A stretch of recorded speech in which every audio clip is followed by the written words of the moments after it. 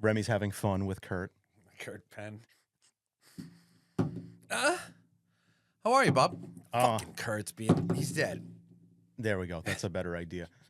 All right, so for everybody else who has no idea what we're talking about, because if we say that we haven't been on the air in forever and a day, nobody knows what that would mean because everything happens real time. So a little backstory. We were originally going to have Chris Flynn on. He was on another one. He was going to come on, and he was going to kind of do a recap since his episode. Mm-hmm. I go with him to a cigar bar in Providence every Friday. And they do man things. And I had talked to him about it. And he literally said, and I quote, "My son has a baseball game probably until like 2:30.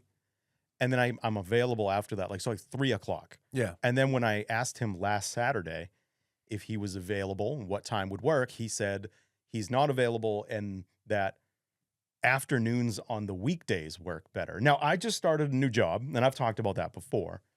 But no, that doesn't work for me. And weekdays don't work for me anymore.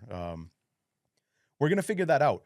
But I did tell Remy, and as a problem-solving skill, what I did was I was like, Rem, I have an idea. Why don't we take the week off, and why don't we go to the movies and watch the new Evil Dead Rise?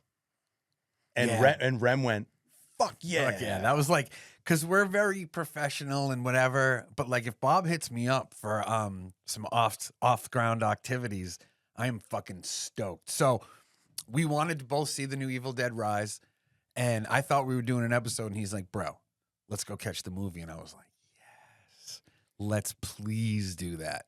So the reason that we wanted to do an episode about it is, for me, it's like threefold. Number one, we were going to a movie theater. People don't do that anymore. I think people our age still do. Yeah. We wanted to kind of review our experience at the movie theater, not just of the film, but of the whole entire experience. Yeah. And then we wanted to give a little backstory because Evil Dead, the series, is near and dear to us. We got some stories. And then we're, without giving away too many spoilers, because we would love you guys to go see it and maybe even give us your feedback. But then what we're going to do is we're just going to talk about some things we liked, we didn't like, and where we see it going. Yeah. I mean, I'll start off by saying I'm a fucking horror groupie. I love horror. I actually made my living writing about horror for a long, long time. Big fan. And a big fan of the Evil Dead franchise in its very many forms. Mm-hmm. So getting to unpack it, yeah, it was fun. Like I was like, okay, we're going to the movies. This is a day off. I lit up. I'm like, can I smoke a blunt? And you were like, of course. Yeah, sure. I'll just go road trip. Yeah, road trip. We were right down the street from the movie theater, and we just figured, fuck it, we'll just keep it going like that. And so, before we get into the intro, before we get into the segments, let's give a little backstory on just the Evil Dead in general. So what it means to us. Yeah.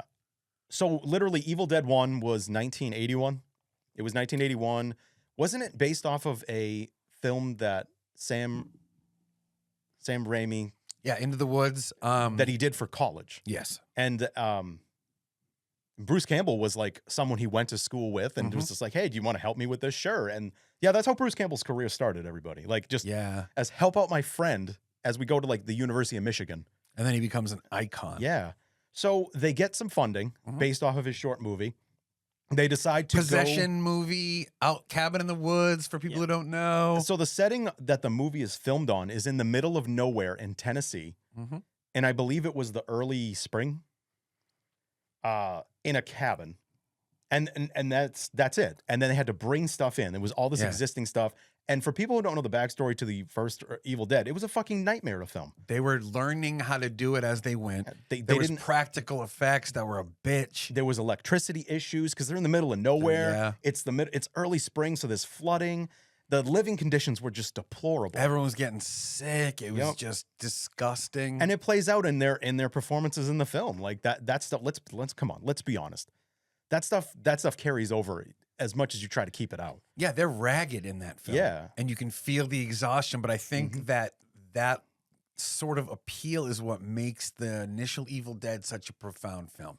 Is you can tell they were working with like $100. Yep. None of them are professional actors, and it's captivating terrifying, somewhat charming in a weird, offbeat way.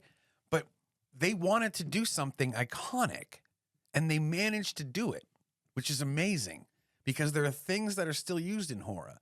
The first-person view of the evil entity is very commonly used now. And it's very terrifying. Yeah, no, it'll always be scary. Yep. You know, it'll always be scary. But they went and they were just, it's a basic possession story. Kids go into the cabin, find an old book wrapped in skin. You know how it goes. That stuff happens. Read some passages, play a record. And it's not originally called the Necronomicon. I mean, that's something they added later on to kind of as an homage to The original Lovecraft. book. And to Lovecraft. Yeah. But it was just So the Book of the Dead. Yeah. Did they take he took some years off because he was doing other things. And you're making noise doing everything. Because my butt has bones, man. I'm sorry. Microphone stand. I'm fucking sitting chair. on my hands now. The fucking chair. Bob hits me a lot. You know, what I would like is if you could just, I know you asked me to keep my energy down on the way here because I was intense. I need you to take a deep breath and to just try to calm it down a little bit. See how he talks to me? Like I'm a director or a producer, just trying to improve the quality of the product. So you were saying? Yes. So he took years off because he decided to do other things. Yeah. And then 6 years later, 87. He got the budget. He got the budget and Bruce, and they did Evil Dead 2. In my opinion, the best in the series. I love it for the fact that they have a budget. Mm-hmm.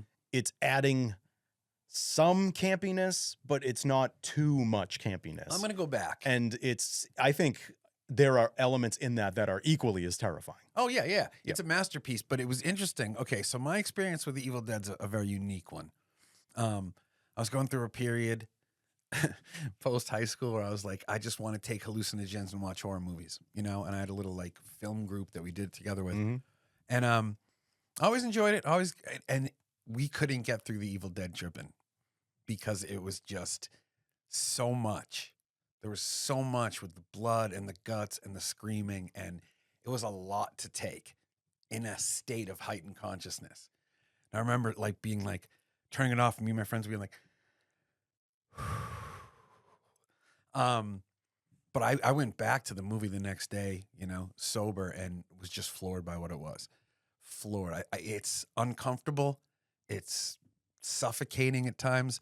But again, there's that like grassroots charm of what they're doing because it's so basic. And then the second Evil Dead movie, and it confused me because the second Evil Dead movie was, I don't care what people say, it's a remake of the first movie.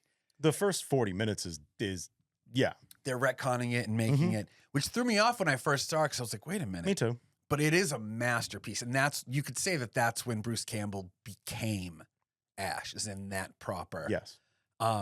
So many iconic things fell into place in that film. But, you know, this is where our opinions are about to go in different directions because then part 3 happened. So for anyone who doesn't know, we're no longer Evil Deads. We're Army of Darkness. Yeah. That was 92. A huge jump from hard R to PG-13. And also really upping the ante on the campiness. Oh, not even upping it. If it was at 3... It turned it to 11. Yeah, they got the knob and they broke it. And was it fun? Yeah.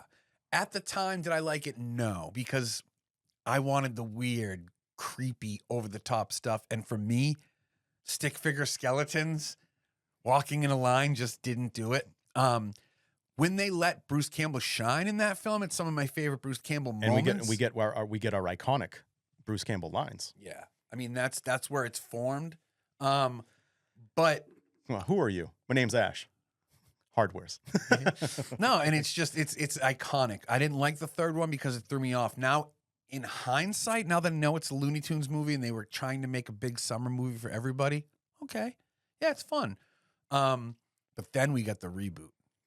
Yeah, but I was gonna say in between all then, we had comics. They created like a graphic novel. Yeah, and it became huge. Like the Ash versus, and they put him in every world. They put him in a Freddy world and a Halloween. And Sam Raimi and Bruce Campbell, they all went to go do other things. Sam Raimi did the Spider-Man movies. Yeah, killed it. And then Drag Me to Hell. I think Drag Me to Hell is underrated. Drag Me to Hell is one of the best Evil Dead movies. Yeah, that's not Evil Dead. Yeah. Nah, man, Yeah. I really feel like if Drag Me to Hell was Evil Dead 3, It would have gotten way more push.